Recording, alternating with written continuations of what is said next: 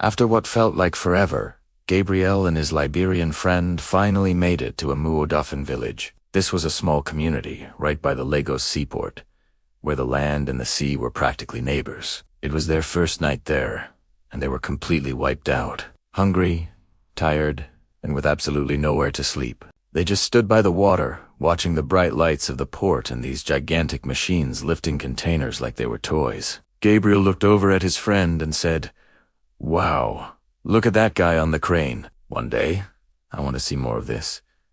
But that dream felt very far away right then. The night was long and cold. They had no food, no money, and no roof over their heads. All they could do was wait for the friend of the Liberian man to get off work. Hours crawled by. Gabriel's stomach started to complain. He turned to his friend.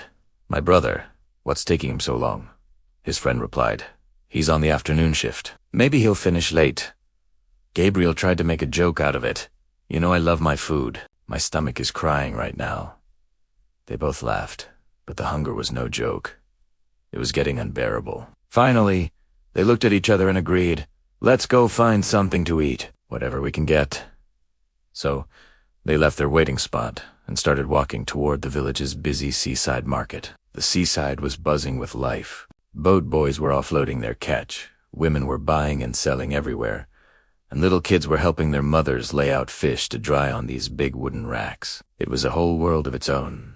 Gabriel's eyes landed on a woman with a baby strapped to her back. Another small child was helping her arrange fish on a rack. He walked up to her, respectfully. "Please, Ma," he began.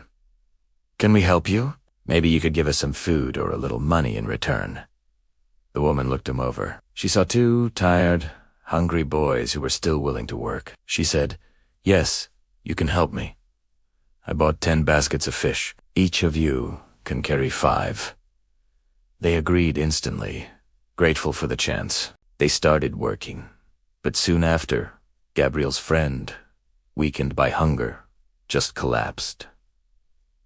The woman rushed over, concerned. "What happened to him?" she asked. Gabriel explained, "Ma'am, we haven't eaten anything since this morning." Her expression softened immediately. She told them to follow her to her home. Once there, she settled her baby, disappeared into the kitchen, and came back with a tray of food. It was like a feast to them. Okra soup, boiled yam, and fresh, clean drinking water. Gabriel and his friend ate like they hadn't seen food in years. When they finished, they thanked her over and over again. They went back and finished carrying the fish, and she paid them 200 naira. She even gave them some dried fish to have for later that night.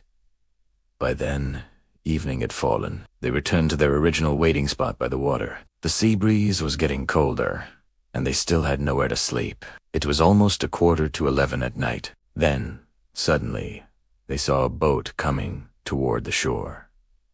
Gabriel jumped up.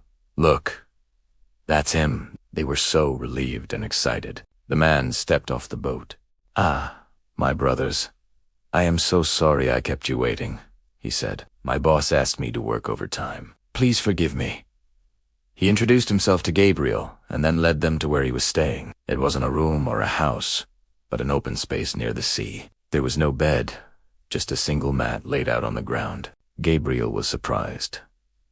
"My brother, why do you stay out here?" the man explained. "I watch the ships that come in at night. It's my hustle." He told them to get some sleep because the next day was going to be a big one.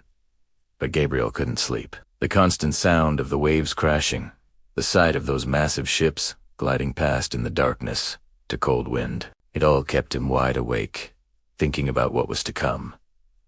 Morning finally arrived. They folded up the mat and shared some tea and bread for breakfast. Then, they all boarded a small boat heading to the seaport, joining a crowd of other men and women, all making their way to work. Gabriel was amazed. Even these women, they work at the port too, eh? Asked. His friend's friend nodded. "Yes, my brother. Everybody hustles here." When they got to the port, they walked through the bustling grounds and met the boss. The boss looked them over. "These are your friends." "Okay, we only have one ship to work on today, but tomorrow morning, a big one is coming." And just like that, it began. This was the first real step toward the life Gabriel had dreamed of. The journey that so many people had laughed at was now truly starting. Destiny was at work, shaping him for what was ahead. This story is just beginning. What happens when the big ship arrives?